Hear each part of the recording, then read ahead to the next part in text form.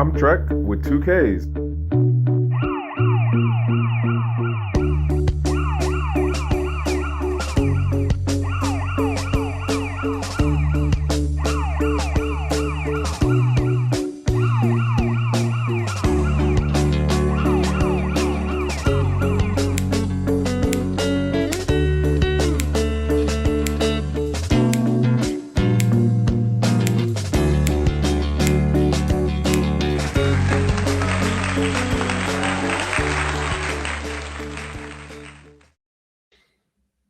Alrighty. Hola, hola, buenos noches, buenos tardes, GnGs. My name is Trek with 2Ks, and this is Trek with 2Ks Live. And yeah, it has been a minute. Um, hmm, what am I gonna try to explain in this? I don't know right now. But the short to say, yeah, it has definitely been a minute. And you know me, on the whole timeline thing. I literally just thought about it today and X amount of things happened. I opened up Twitter for like the first time in a while. And what is the first thing that I see? Andreas Antonopoulos is stepping away from doing content because of some health stuff. And I was just like, oh, god damn. Seriously? That's the first thing I see when I open up Twitter? I just realized that. My bad. Damn things ain't thinging. Um, yeah. So, it's just life out here, life in y'all. Life out here, life in, and that's all I can say for folks right now. That's all I can say for folks right now. One thing after the other. Um, I guess we're gonna see how the night goes. So, there's a couple of things on the agenda as far as topics is concerned. Um, but at the same time, still, I need to do like an update on like what's up with how I'm looking at the channel and stuff. Because definitely a couple things have been going on with YouTube where YouTube is not friendly to explainer videos anymore. Um, which I mean, I haven't been making explainer videos, so you know that's one thing. But I've also still been trying to figure out what to do with my channel in regards to like how to still deal with pushing stuff over here on Gentlemen of Crypto. Um, you know, that's where I built with most of the folks who are aware of me as Trek with 2Ks and you know what I say about this crypto stuff and how it's going. Um and then, you know, for those who've been around for a minute, I have moved over into the no face channel kind of area. And so that is interesting to see that YouTube still lets this like move through the algos, but the algos definitely ding me um on my actual channel, which is the Trek with 2Ks live, in that the way the system works now, it sees the stuff that's here on Gentlemen of Crypto and the stuff that's there as duplicate content. So, you know, that does what that does. But like I've been saying, and this has been, if you've been listening, you know this has been for like a couple of months now when I took that first break and then came back in um to see that like, you know, the space hasn't changed too much. And with that, it's just like, well, what are we doing here? You know what I'm saying? Like, what are we doing here? Because I don't know, man. Like, aside from just like the technology side, personally, I don't think there's been too much interesting things to me technology wise, but that's just me. Whereas some people would argue different. And if you know how it's going now for how I've been doing a channel for like the last what 6+ months, it's literally just going through Twitter. Actually, it's more than 6 months, definitely more than 6 months. It's going through Twitter and then just seeing what catches my attention, scratches my brain, and then I bring it to y'all. Um, and with that, you know, it is it the news to me on the technical side has not necessarily yo, T just hilarious. Um, that's wild. Sorry, I'm looking through Twitter right now, and I seen something else from somebody.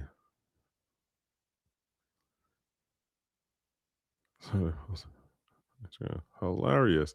Um, so yeah, between like what's going on with the algorithms on YouTube, between how I see the crypto space moving and just the reining in of the space being pulled into the traditional monetary policy system stuff, um and then just like I have other interests and I don't know how much of I want to do something with that video wise. Like I think I mentioned at one point a couple weeks or months back, I I got a book. I did a book called Sergeant Trek: Life After AIT. Um I got another idea that I'm trying to build out in terms of doing the whole two-way movement thing, but like not on the prepping business per se. Um, I think considering the number of things that are going on in the world today, because it's wild out there, boys and girls. It is wild out here. Like who saw this coming 6 months ago, right? Um, so like I think the two-way thing is gonna get a pickup. Um, I don't know if it's gonna be the same kind of pickup or it'll be the same kind of mindset, folks, like what was going on during the COVID period. But I think I'm gonna take a jump into that space, but more on the like mm, there's a guy, I can't remember his name right now, but in Japan, I think it was Japan or it might have been South Korea, but I think it's Japan. And he basically did it where like he would just rent out his time. Hey, you want to go to the movies? Hey, you're looking for a partner to go shopping with you? Like, I'm not gonna shop. I'm just gonna be there with you to be like, oh wow, nice outfit. My man literally just rented out his time like that. And I'm thinking of something along the lines of that, but along with the whole like, yes, there is a some education that comes with, you know, buying personal protection of that type. Um the things yo, and it's crazy. Yo, you know what also has me on this track? And this is the other part of why I'm trying to figure out what to do with this whole Trek with 2Ks channel, or like I might just end up keeping the crypto conversation over here on the Gentleman of Crypto side, but like the Trek with 2Ks live channel itself is gonna expand out into other topics. Because when I tell you the number of things that I be interested in, like I just went to BlurCon for the first time since it started. That was a dope experience. Shout outs to the people behind BlurCon. I might not agree with all of the way the business partnerships and stuff pan out, or at least for what I saw, but the general sentiment of the event, I agree with. It was dope to me as a first time person going to like that kind of um con. If you know, you know what's up in regards to BlurCon. Right. So shout outs to those team of folks who made that happen. Shout outs to all the folks who came out. Like when I tell you like no violence, I ain't see a cop not once. The weather ended up working out like halfway through and everything. The folks who was like the families, yo, like it I enjoyed the experience. I'm looking forward to the 10th year. Like 10 years of doing that is a big monumental step, especially for the type of event it is and the and like who the target audience is. I think that's a big thing, and I'm looking forward to year 10. N- Yeah. So again, the Trek with 2K live channel, I think I'm gonna end up pushing to expand. Like, it's not just gonna be crypto conversation stuff. Um, and I'm gonna go in a different direction with that, where I think it's gonna be more expansive, if that's the right word. Because one of the other things that has been noted about what's going on with YouTube algorithms right now is um the commentary essay format, which I want to say shout outs to Eli the computer guy, because he was somebody who, before he was doing all pre-records, until maybe about a month or something ago, he jumped back into doing live streams, but still covering the news, technology, policy, like topic that he chose to pick up for that day. And he does like kind of what I do. Well, really more like I do what he does, because he's been doing this fucking way longer than me. He has been doing the let me tell you a story that relates to what he's talking about in the bigger news topic. And so um I think I'm a do that in terms of separate out, the crypto side is still going to be over here. I'm still where I'm at right now as I go through some of these stories and conveying, like, I've been gone for 30 days. Like, I looked at what my last episode was, and it was like the 16th of February, and I'm back on the 16th now. And the space is kind of disappointing. And then the news today with Andreas Antonopoulos really kind of has me on the like, damn, bro, like we losing like a dude who was really out here providing like super gold platinum information. And at least for the 2 to 3 times that I've met him, he was a very personable person. You know what I'm saying? Like, funny guy. And I'm not saying I had extended, long out conversations with him, but for my brief interaction, it does have me be like, damn, that's sorry to hear that like his health is doing what it's doing. So he's not gonna be able to do the content like that now.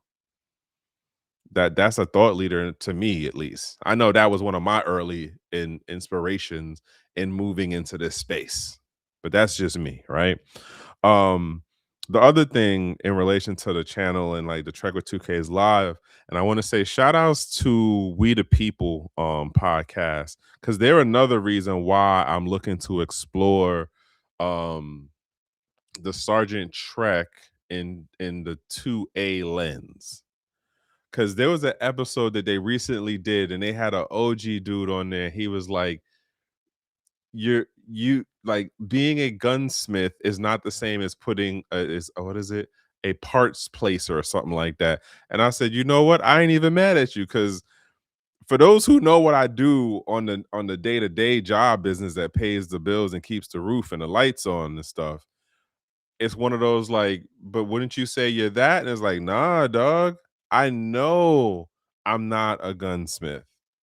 Like, I don't have that technical level of knowledge. I know some things, I can do some things, but I know I don't have that level of knowledge. And I think that um one of the things I would like to explore, whether it be that Trek with 2Ks is a whole nother separate channel by itself, or I keep it in the realm of the Trek with 2Ks live thing as the channel, I don't know, but I'm gonna figure that part out. I just wanted to say shout outs to those dudes from We the People, because they also encouraged me and inspired me to be like, all right, I'm gonna push on this two-way journey. Um, Y'all, for the folks who know you've been around for a minute, yeah, it's the gang, but it's different. Like, you'd be surprised how many people in the service, the military, outside of having an IWQ, don't don't mess with firearms like that. Like, I and if you in or you know people in, you know what I'm talking about. Especially when you get to the guard and reserve side of like the component levels. Um, One thing on the active side, but even them, but when you get to the guard and reserve side, the numbers are way higher for people who just do not mess with firearms outside of when they have to IWQ. And I'm not I'm in that conversation or that context. I'm not including MPs on the active side, but I might include MPs on the guard side, unless, especially if they're not law enforcement on their civilian side. Those are my caveats on that statement. But all right, let me do this. Cover a story or two for some of the things that like caught my attention and scratched my brain. Um Today, and here is the first joint that hold on, let me do this. That opened up Twitter today. First thing I seen was this. No more live streams and content due to health. And it's so crazy what this dude's journey has been in this space. Like, who remembers when he was dealing with the money issues and everybody was like, wait a minute, you're a Bitcoin guy. You're one of the early OGs. You're one of the, how are you having issues with money? Like, you never know, man. You never know what's going on with people. Like, that and that's why I be saying what I say at the end, man. Like, you just never know what's going on with people and how life is lifing with them. Like, my sister, one of my sisters just lost like some longtime friends, and it was a married couple that she knew. Something happened, they both, you know, not here no more. Um it's also crazy to notice how many celebrities are like losing their kids. That kind of threw me the other day. I forget, I'm bad with names.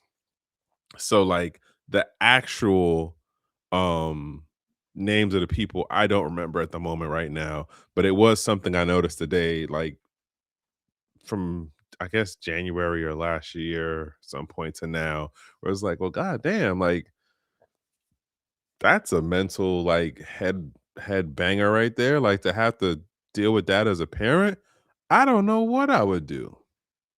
Just yeah, but yeah, man. Arguably one of the foundations of the space, if not in the Western American Western community, arguably globally, there are very few personalities in this space that are recognized globally. And I mean, considering how far we are along in the space right now, honestly, I don't know who counts as a globally recognized personality today. Like outside of the people who are more on the like, oh, like I was in here in 2016, or I got here at 2020, or I was here for 2011. Like the people who are in here now at like 2025, or you just got on in like 2024. Like, who did they even pay attention to be like, oh yeah, this is the person who inspired me, or oh, this is the person who put me on? Like, is it Wall Street Trapper? Is it um what's their name? Um know your leisure? Like, I don't know who personality wise counts as a recognized name in this space anymore. Like, god damn, bro. Like, this is one of those moments where I definitely feel like I've been here too long. I've been either either. I've been here too long, slash, I've not gotten out in a while. I should say that better. I've not gotten out in a while to understand who are the notable personalities in the space now. And I'm not talking to folks who are the grifters. So no Jamie Dimon, no fucking what's his name from the All In podcast, the dude connected with Trump who's like the crypto techie Caesar person, not him. Like I need somebody who has some level of like technical prowess to them for me to be like, oh, okay, yeah, I could like accept that person's name in a conversation. But then again, that could be me also being judgy, right? That could be me also being a crypto unk, like, oh, that's some back in the day shit, unk. Like, cut that shit out. I don't know. Again, I've been here for a minute, and I guess I need to kind of get back out there. Funny enough, I was telling somebody this the other day. And oh, by the way, shout outs to Charlene. Because yeah, as you see, I saw this on her post, like literally opened it up today and boom. And I definitely kind of just wow, like, why? Why did it have to happen? Another thing that caught my attention that I did not know. Shout outs to the crypto knot. Oh, sorry, huddle knot. Um, so apparently, um and I don't know how much y'all might really care for this, as far as is it something you would find relevant to a crypto conversation. I think it is kind of relevant in terms of how DEI at one point had a positive perception for people or outlook or effect, and then the way that the joint has turned around in and I'm gonna say back in Biden's administration is when it got like flipped, turned inside out and weaponized, and then Trump's administration just like doubled down on it. But even with all of that, for what Hodlnot is talking about in this thread that he did in relation to someone who got hired into the Bitcoin core, I was just like, wow, like how did that work then? That someone who didn't have the long run vision, who looked at it as a commodity, as a asset, who didn't really believe in any of the ideals, like how did that person make it into the Bitcoin core team of folks, like to be a hired person? And apparently no one's given a squared away answer on what qualified to make her get hired.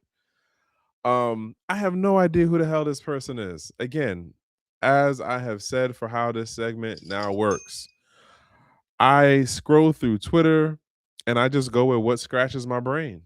And this was one of those things because Hollow Knot is one of the things that one of the people that I follow on X. And so it was like, wait, what is he talking about? And then I had to go through and like read the whole thread, and it's like I think 10 or 12 altogether things. But it was just like, huh, okay, well, if this is what the person said themselves, like, and they were only here for a handful of years, what in the world is, like, again, like I look at it and go just like, what are we doing?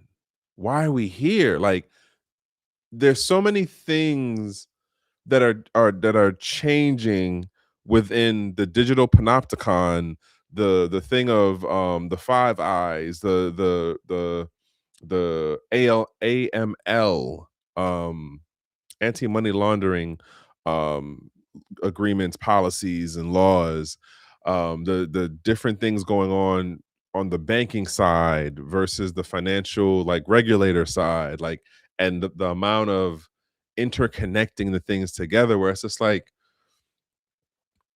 is Bitcoin still making sense in this environment?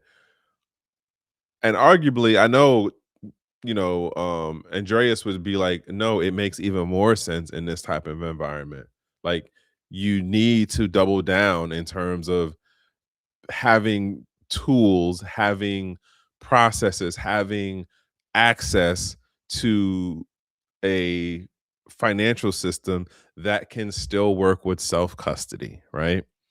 Speaking of which, on a side tangent, and not a side tangent per se, but it is related. Are folks paying attention to and this is gonna go into what Nick Anthony posted from what's her name? And I can't remember her name right now. But anywho, Simon Dixon.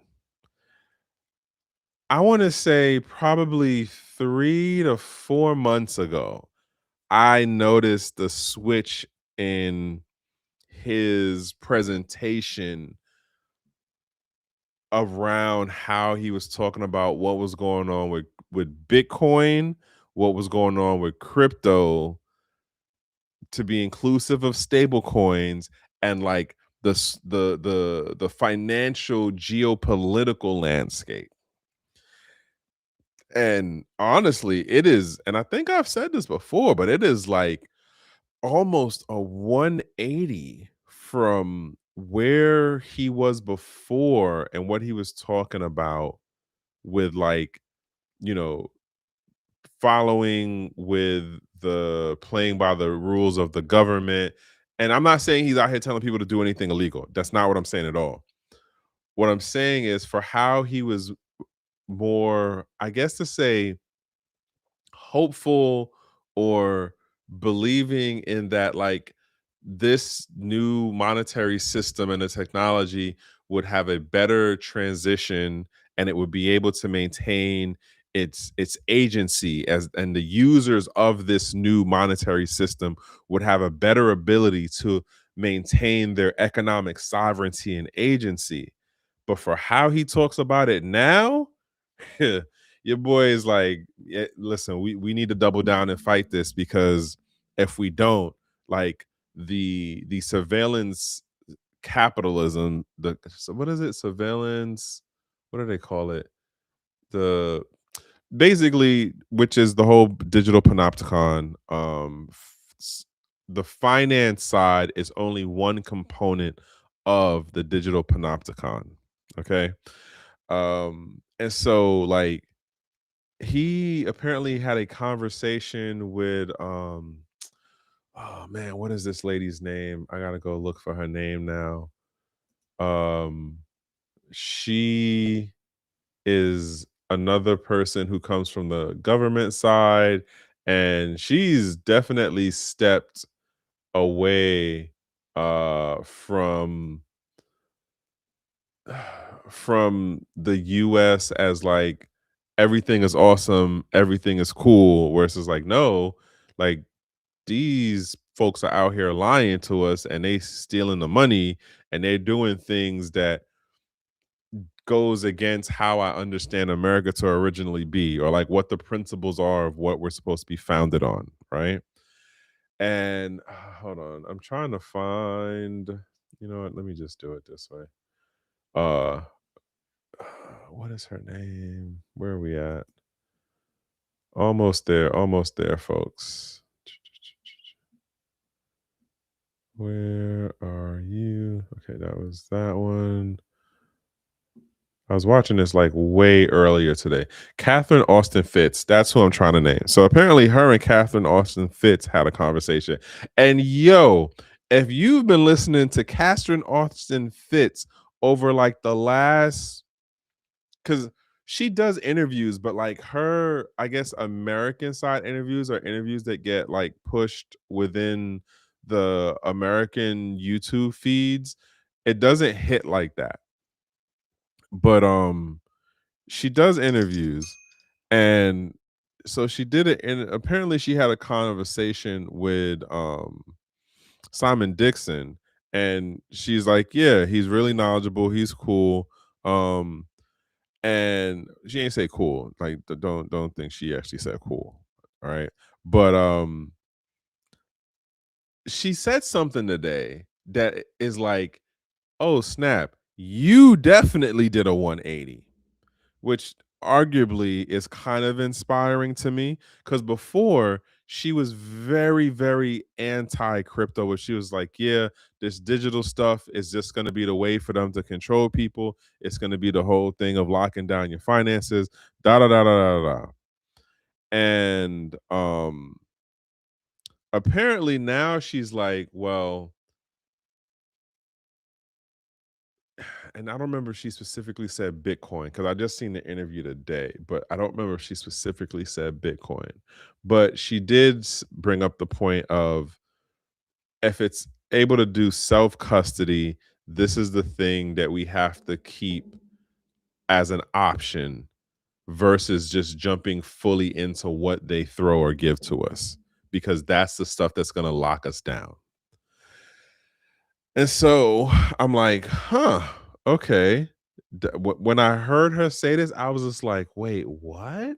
Like, this is very, very opposite of what you've been preaching for like years now since Bitcoin came on the scene. And so I just thought it was really surprising. And I was like, wow, okay. Um, this is interesting. I would definitely like to see a conversation with Simon Dixon and Catherine Arthur Fitz. I think that would be a very interesting conversation, because here she is on the like, she comes from the US government, he's on the international scene. He also comes from like the UK financing side. They're both international now, and that she doesn't live in the US anymore. And so it'd be interesting to hear how they're seeing all of this stuff go on, with the monetary system, the crypto stuff, the shenanigans over there in the sandbox called the quote Middle East. Um, but yeah, I would definitely watch that kind of episode, to see where that conversation goes, or like what tidbits I could take out of it. And so that goes to, this thing that Nick Anthony, who's a recent account that I started following. I think I started following him like last month at some point, and I forgot what actually got him on my radar, but it was some post that either he did or someone reshared, and I was like, you know what, I'm gonna follow his account, because he does do like policy analysis, and he talks about like certain aspects of crypto stuff. But like this one was Naomi Cromwell. It's not Naomi. Oh God, why can't I remember her name right now? But Naomi, y'all know who I'm talking about. Redheaded lady, British. She's doing her thing too. But he made the point, most people continue to believe in a version of financial privacy that no longer exists. And I 100% agree with that. Again, if you understand how the financial aspects on the back end work for what the quote um digital panopticon setup is, you don't see the guard, but the guard sees you. The guard is the algo sees you, even though you don't see it. It is always watching. You are always being flagged. And X amount of the trigger has to do with, is your activity either looking to obfuscate your financial movements, or are you moving capital out of the traceable system? That's like the relative part of the standard of how you're being monitored on the back end digitally. Do your financial activities indicate one to three of these things? And then depending on how often you do it, it does other things. But I'm not saying this to you, by the way, as a CPA or lawyer or financial advisor. I'm none of those things. I'm just some guy um on the internet. And I'm out here just, talking some things that you may agree with me or you may not agree with me. That's where I'm at right now with it all. That is where I'm at right now with it. Uh yeah. And I'm gonna try to wrap this up sooner than later. It is raining out here. When I tell you nature is, I don't know if nature is playing with us somebody over at is it DARPA, which is the one of those like quote government programs that mess with the weather.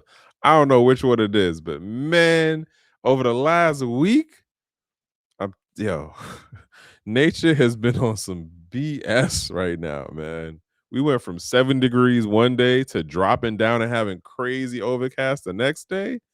Wilding, bro. Anywho, so let me jump into this other joint that Jameson Lop had posted too that caught my attention. And it kind of played into the whole thing of just like the what's going on. Damn, ain't shit changed in 30 days. You know what I'm saying? And that the post goes, if you can't improve your life by selling your Bitcoin because of some meme people made up about never selling, then you haven't actually achieved freedom. And I'm gonna say I 100% agree with that. Like, I don't know if I had thing that, but I'm definitely gonna repost that one. On the end of all of the people who are like either big whales in this space are selling. So like, and then damn near all of the OG folks in this space, they may not sell all of their stuff, but they're selling, right? Like, what's his name? Not Sam Altman. What's the dude's name? Oh God, it's Sam something, the young one, and he has that new ETF joint that's 21. It's called 21 something, BC 21 or something like that. Like he sells X amount of his Bitcoin on a monthly in order to deal with his like fiat based life. He's a perfect example. Andreas Antonopoulos is another example. He sells X amount of his crypto he has to deal with his fiat based life. A number of the people, the miners, hell, the large scale miners are in the same boat of where they sell X amount of the crypto in order to deal with like paying the employees and dealing with the fiat side of how the business works for them. Hell, Michael Saylor, when the number hits whatever the number needs to hit, you think that man is not going to sell X amount, if not all of the crypto? And he just bought some crypto, I think, this week that was like a 4 or 5 digit number. I think like and and remembering what the hodl era was like back then, Jesus Christ, listen to me. um and then looking at it now, and it's just like, but even back then, like those same folks, like they didn't plan to hold forever. Like you might have held X amount of it, but you were definitely selling at some point. Because why? The number was gonna hit high enough for you to be like, all right, boom, let me sell X amount of this off, go buy this thing, pay off this debt, blah, blah, blah, blah, blah. Lo and behold, like we are what, more than Bitcoin's a teenager at this point, and for some people, depending on when they got in, like they hit. So what did they do? They bought the house, they got the car, they paid off the debt, they took that trip. You know what I'm saying? They took care of some medical thing. They blew the money on hookers and blow. Like people did things. Some choices were more wiser and long term, thought through than others. But yeah, what are we doing? You hodl forever, and then like, because if you were gonna say that Bitcoin was a monetary system too, right? If you still believe in that versus just it just being a value holder, then eventually you was gonna have to use it, so you'd have still been getting rid of it regardless, no? Like one way or the other. Either you were gonna use it as sats, satoshis, to deal with acquiring services or products that you needed or would need, future tense. Um, or you would cash out on the fiat side and then do the same thing of acquiring those products or services. Either way, you weren't going to hold the crypto forever. But then again, like I said, like the folks from my timeline, different set of folks to this timeline, but I think we have a more realistic view now, at least for most of us, that like, okay, at a certain point, like we're gonna let some of it go. But if we could use it as it is and in Satoshis, all right, bet. My wallet sending your wallet. Let's go. But we'll see. We'll see. Um, where am I going with this one? What was this one about that got me? Oh, so simple point of I was just making a point about this one with Binance being the new big brother. Again, the digital panopticon is a thing, and Binance is just doing their part. So basically, at some point or another, somebody started noticing how there were transactions moving in certain patterns and ways that would eventually end up to wallets that were being connected to uh, Iranian locations, right? And so that then gets me wondering the whole thing about the geofencing and how is that working out for them to be able to track it down to like, oh, this is where this crypto's going. So yeah, even with the hopping, that's the other thing to note. Even with the hopping, and I don't know how many people were probably doing mixers with this, which kind of is what kind of does the hopping stuff. Um, they were still able to be like, okay, we know that X amount of it is going here. Now,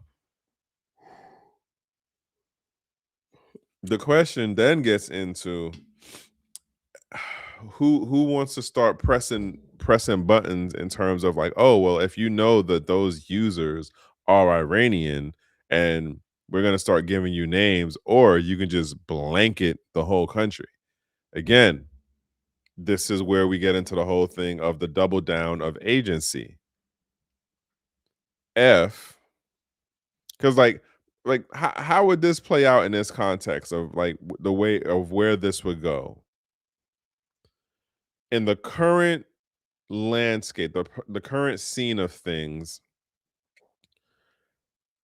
and Binance not being a traditional bank but a newer 21st century aged financial institution. If a Western power decided to push the button or push on a button to be like, hey, you guys need to stop all transactions, do not have any of your wallets or any of the nodes that you control for a crypto allow transactions to go to and from this region. How long do you think it would take before that news got out? And then considering how this looks on the world stage, if it was done by the US, excuse me, what would be the argument? Like, oh, they're funding terrorism? Uh, how would that argument work? And then, oh, what's going on, bro? It's been a minute, man. It's been a minute. It's been 30 days and ain't nothing changed in this fucking place, man. That's the title. That's why I ain't say the effing part, but it's been 30 days, bro. I looked at the last episode date and seen the thing. I was like, oh wow, it's 30 days. Ain't shit changed. But to this point that I'm trying to, well, not a point, but like I'm still boxing it in terms of if the West pushed on Binance to block all crypto transactions on the wallets and the nodes that they control, would Binance agree? Because they already playing Big Brother and telling on people, right? But like, how far would they go, especially, and this is international Binance, this ain't local Binance. Like, how far would they go in, like, quote, towing the line? And I'm not gonna say, um, and I'm not gonna say like following the law, because the law part kind of got thrown out the window off the break of this in the beginning, when we kind of threw all wild ass stories out on why we were there or why we did whatever.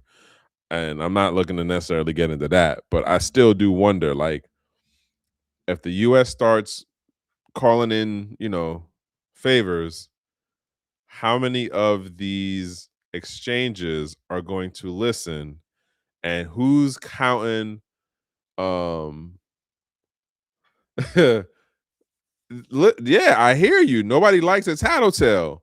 But at the end of the day, they're still a business. And remember, I don't remember if they still have their DOJ federal employee that works at the company. But, like, I'm just saying, you know, uh if you got the popo in the office next to you or sitting at the desk across from you, are you really tattletaling because they see everything that you see? You know what I'm saying? Like, but yo, if somebody writes a book about what this era was like, let's say like 5 or 10 years down the road, right? Somebody from Binance writes their book.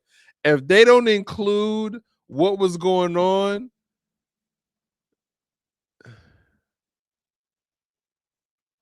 what? I don't. Oh, wait, is that what he was talking about? Hold up. All right, you got me mad distracted, bro. Yo, every time you come on, you and what's his name? Every time y'all come on, I get mad distracted with your comments. All right, I think that's what. No. All right, I don't know. Hold. You know what? Give me a quick second. Let me. What am I looking for right now? Okay. Wait, what?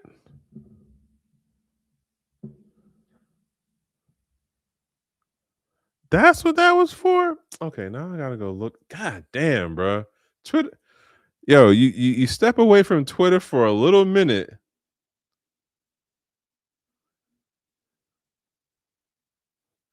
Um, and I'm trying to like cut on time today. All right, let me.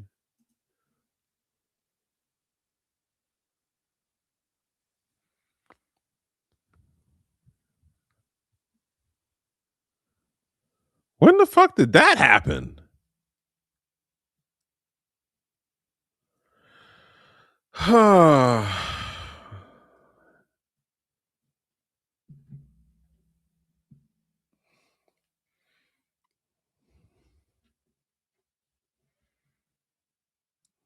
Okay, this is interesting. So apparently my things got deleted and I can't even see my chat messages or things now. I don't even know when this happened.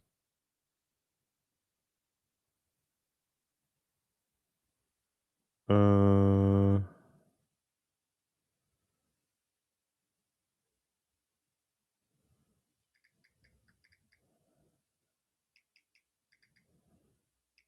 I just sent you a message though. Oh, ugh, I'm about to update and it's gonna screw me. I know it. I friggin' know it. I'm about to update the app and it's gonna screw me because something in the app is gonna do something that it wasn't doing before. Watch.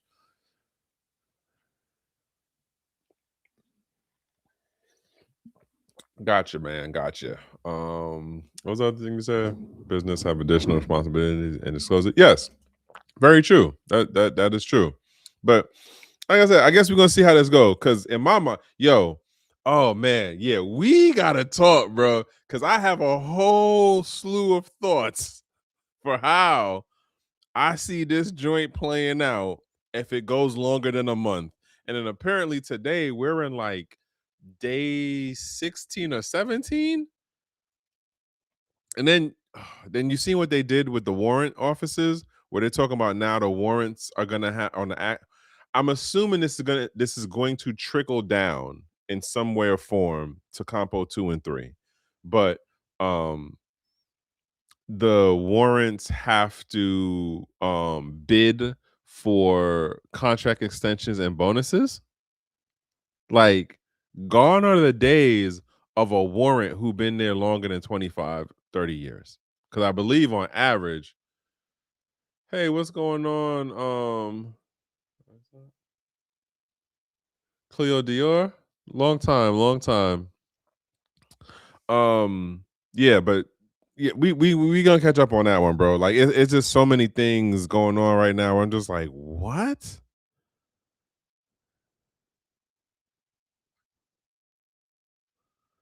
Um, so like, yeah, man, it's crazy. It's crazy.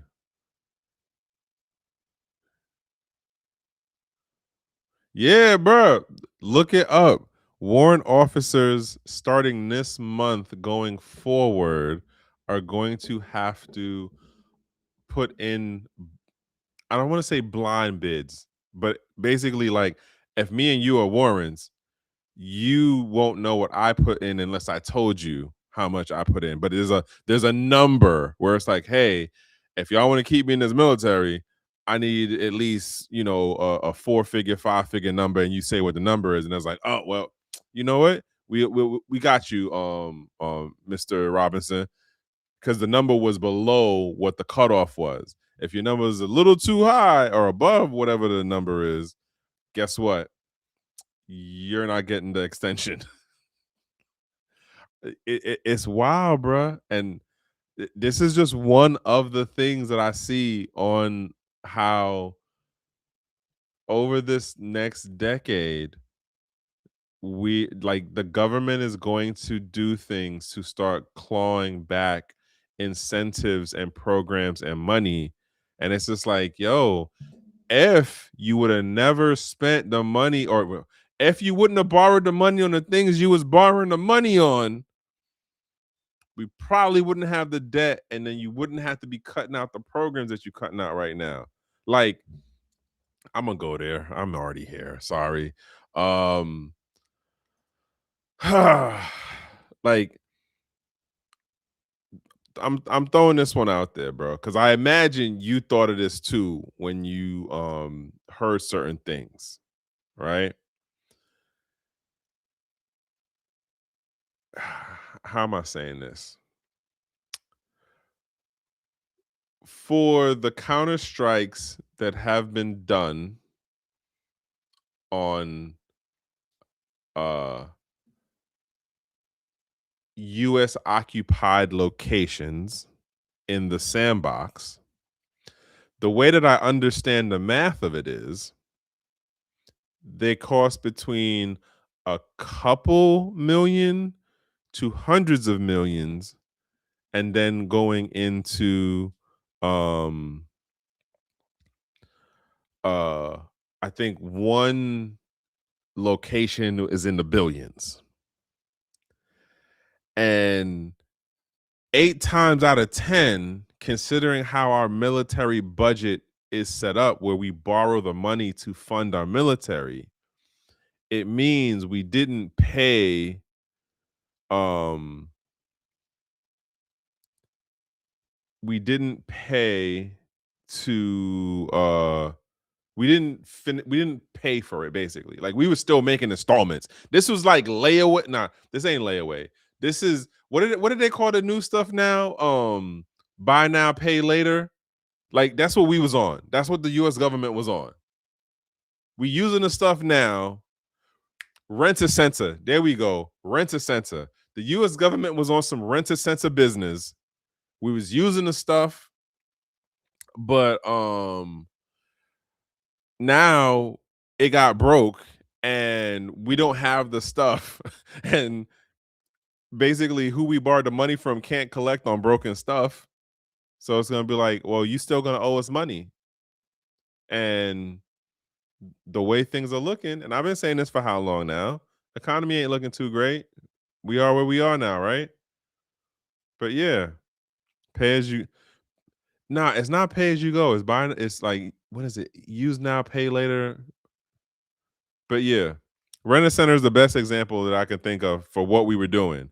We borrowed the money to go and build some stuff and get overcharged on the contractor side. They put the things in the places that they put them in. We did what we did in the beginning of the month, and then counter strikes happened, and now we can't return the stuff because all of it is broken, and we didn't finish paying for the debt that we took out for the stuff. Which means if you're in my age range, like the boomers, if they make it into their 80s or like their hundreds, it's gonna be rough.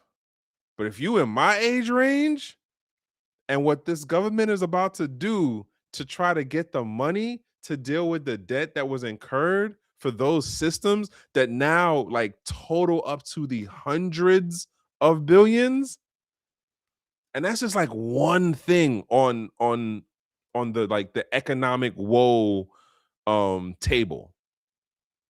Like that's just one thing. We're not even getting into some of the other stuff. Like if you've been to some of these locations in the sandbox, Kuwait in particular, I've been to. Spent a good chunk of time in that motherfucker. And I in my mind, it was just like, yo, whoever was there, instant PTSD. Instant.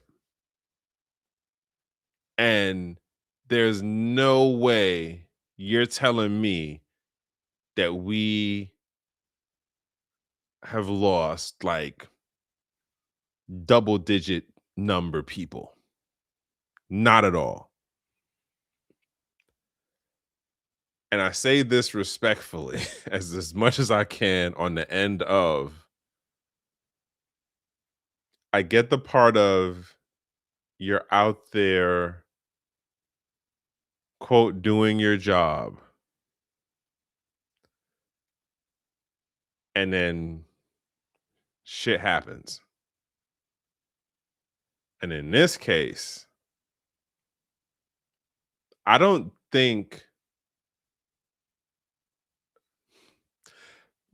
in the context,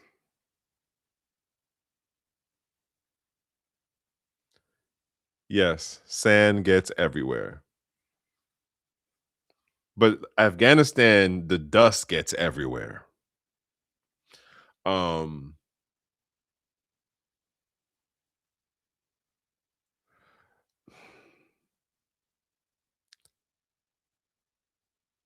I don't huh. The short of it, I'll say, if you've been downrange and you've been to a couple of those locations from Jordan to Kuwait to Qatar, like you already know. There's no way you're telling me it's double digits. And I don't know what this is gonna look like in another 6 months. Hell, they talk about midterm elections and how that's gonna play out. Madness.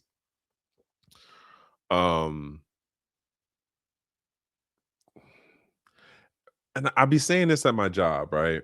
Where it's just like, I knew there would be chaos and craziness, but the level of chaos and craziness is just like, well, god damn, like, bruh, could you find any more of a way to make things hectic?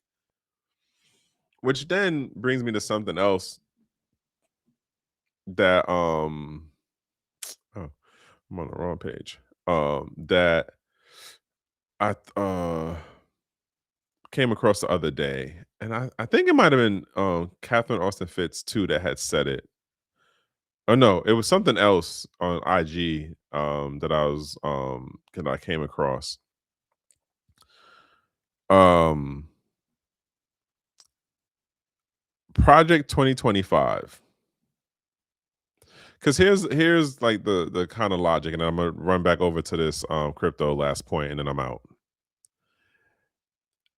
If what it was in Project 2025 is what we see playing out in front of us now, then arguably it didn't matter who sat in the chair. Like, it could have been Kamala, it could have been Bernie, um, it could have been what's the dude Yang. It's just that for how people vote and how we work in this republic, aka democracy, um, yes, moon dust. Yes, that grayness to it, the moon dust. Um, People vote more towards personality, and so um, that's what we got, right? And that's just kind of been our track record on how well can the person wanting to sit in the chair and be the COC um present a personality and talking points that um motivated enough of the people. And so here's where we are. But again, if Project 2025 is what's being played out in front of us, mind you, there are papers that go back to a bunch of different think tanks from like the 70s and the 60s that talk about the things that have been played out within the Middle East and within the US and within Europe and within Latin America and parts of Africa and Asia for like the last number of decades. And some of these things are now happening. My point is that, like, then it's not really a Donald Trump thing because none of the stuff is his actual idea. It's just he works as the better personality to sell it to the public. Like, imagine if things were this crazy and then you tried to sell it with Kamala Harris as the head person.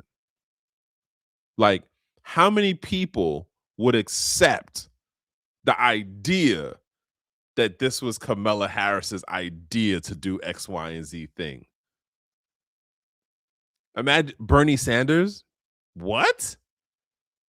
Biden would have made it a second term and all of this would have been going on? Like, it's the same thing though. It's just that his personality works better for all of the chaos stuff that we see going around in the various different aspects. But then again, this is all just my opinion, being some rando guy on the internet, right? You don't got to take my word for it. It means nothing. I'm just some guy in shades on the internet. That's all that is. Um, but yeah, let me get into this last joint. And so this guy right here, um, Hasib Qureshi, made a point about why Chat GPT and all of like the major um LLMs, aka AI platforms, will not allow people to basically directly connect their AIs to do crypto trading or trading of any kind for them, which is ironic as hell because that's literally what's going on like high frequency trading is just bots that are specific to trading. They do microtransactions, high speed stuff. That's been going on since the 70s on Wall Street, right? But yet, these companies won't allow the AI like public level version to be put out there um to the masses, because at that point then you got bots, right? um Trading bots. Like, where do the people fit into that? But when I heard this initially, and whose show was he on? He was on somebody's show when he said this. I don't remember who it was. Yeah, he was on what's the name of him? He was on, damn, what is their name? Bankless. Yeah, I think he was on the Bankless show when he said this. But my thing is, and I cannot remember the name for this website. It and it the name didn't fit what it did, but it was based in an EVM. It was an Ethereum ecosystem, and basically, like, you could create the smart contract to um basically, like, you would put together the protocols and like what order they would flow, and it was like a literally a drag and drop setup. I wish someone could remember the name of this for me.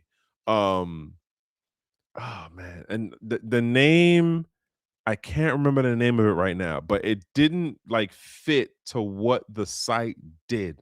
I just remember it was like an awkward name.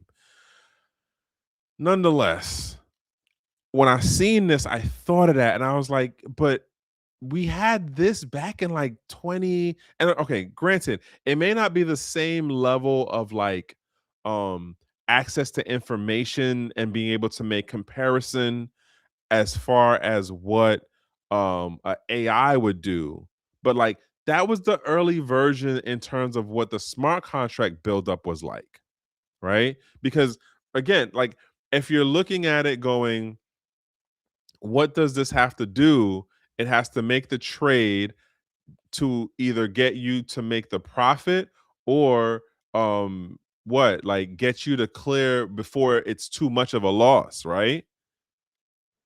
And it'll be countering another AI, or it's looking to make projections on your long play, short play, which uh, again, like, we had versions of trading bots.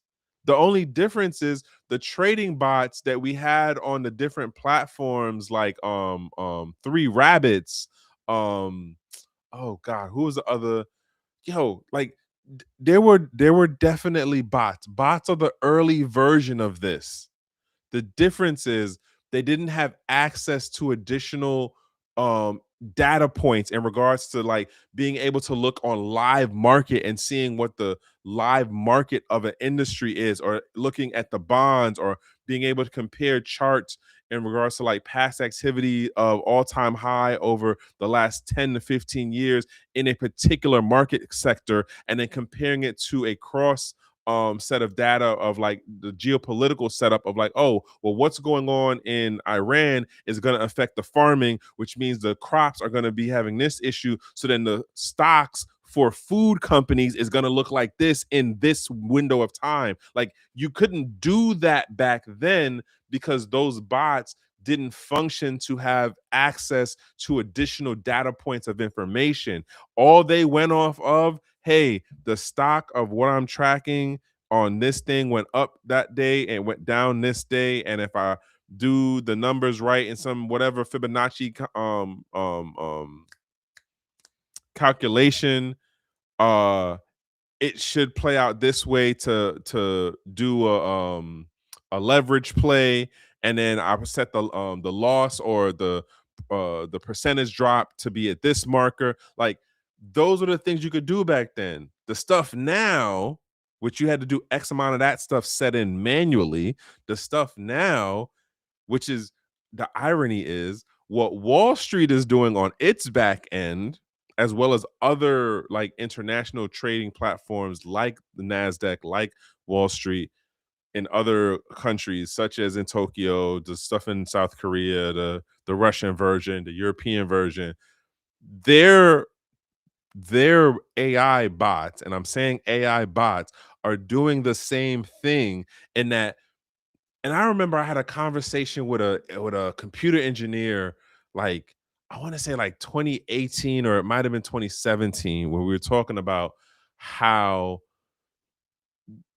the way that Wall Street stuff was set up is they were doing it where they were taking external data points as a part of the equation for how to do the trades. So like I look at it and go, what he's talking about, I hear it in terms of, oh, you don't want to put the technology out there, and then when something goes wrong, people want to then turn around and make someone else, which I've said this for how long now about the delegated responsibility and how people really don't want economic sovereignty. They don't want self-agency because self-agency comes with financial accountability. It comes with accountability in general.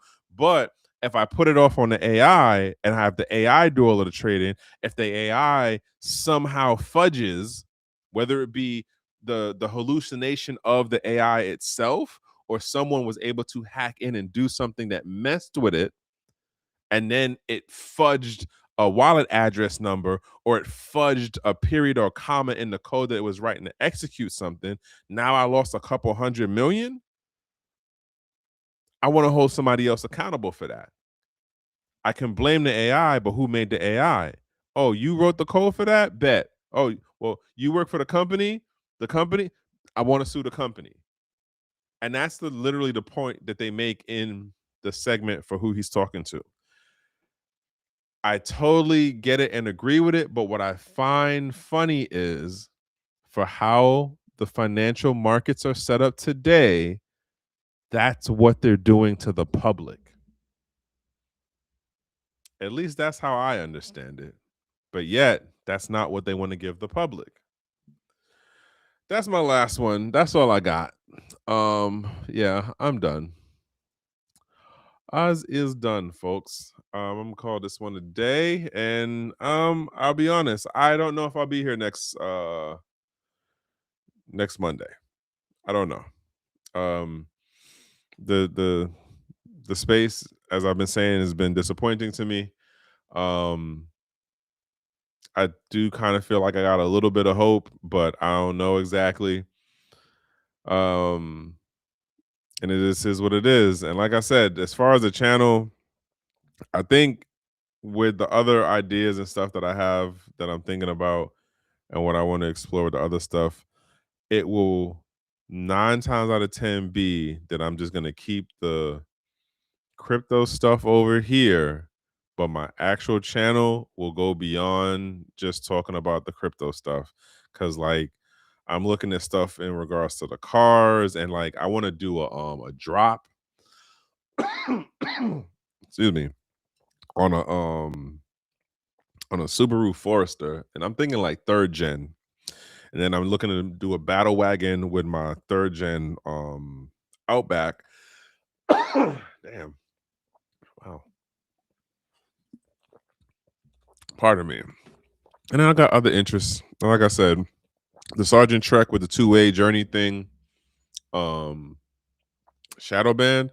Um, me, I probably am. Like, well, I know my actual channel is definitely getting suppressed in the algos. My actual channel is 100% getting suppressed in the channel in the algos. Um, but I also just haven't been on here like that because the space for how I see things moving is just really kind of disappointing to me. That's sorry for those who don't see it or hear it. I'm talking to Chloe Dior, and she said if asking if I was shadow banned, and it's like no, I just haven't been on here like that. Like literally, this break has been like a month long to the day, and for how I'm looking at stuff, for how I'm seeing the legislation, for how I'm seeing the community develop, it's just it doesn't hold my attention the way that it used to, and with how the mindset of folks is different today, it's just like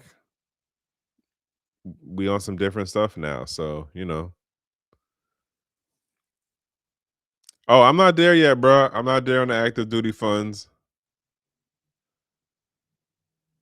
I hear you. I hear you, bro. Like stack it up. Stack it up. um, do what you gotta do. But again, like I said earlier, like at some point, one way or the other, people are going to quote get rid of their crypto, whether they cash out or they use it in form of satoshis.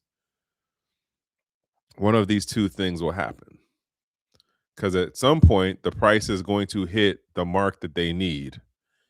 So it's going to hit the mark that you need on the fiat value side, or the system that you need to deal with in order to purchase the service or product is going to accept the sats, and then you know deal with it that way. Still going to encourage folks to build their networks, build your networks, because um it is getting funky out here, man. And then, like I said, I'm looking at the whole two-way journey thing, but not on like the prepper kind of style of it. Um, but I would definitely tell folks like pay attention. It is getting wild out here. Find your network of people. If you one of them precious metals bugs, find your network of people. The pawn guy, the guy at the flea market, the old head dude who was always talking about coins back in the. Find your people, man. But yeah, that's all I got. And I guess we'll see what happens between now and next week, and if I have enough with me to be like, all right, let's talk about this, crypto stuff a little bit more. We'll see where it goes. Other than that, as I say, from one human to the next, the best thing that I can wish for y'all is to be in a safe place and in a safe space. Oh, last thing, BlurCon. That's what I probably should try to do. Well, but it'll probably be on the other channel though. It'll probably be on my actual channel, and trying to get into BlurCon on like the media side next year. Went this year, had a great time, and we'll, looking forward to next year. Shout outs to those folks for doing what they do to make that happen. Other than that, man, I hope y'all have a good week and, have a good weekend. I appreciate, and we'll catch up. What am I looking for?